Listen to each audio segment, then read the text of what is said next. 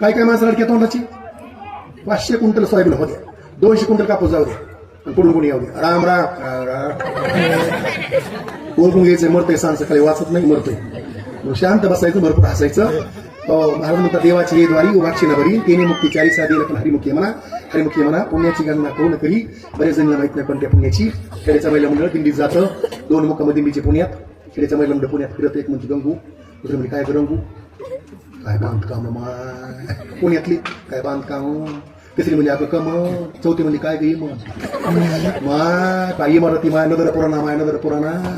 मग 5वी म्हणजे अगं मंडू याच्यामुळे धारे पाडात निघत आहे गे. 6वी म्हणली काय ग, पुण्याची गणना कोण करी एवढं पुण्याची गणना मुंबई करी.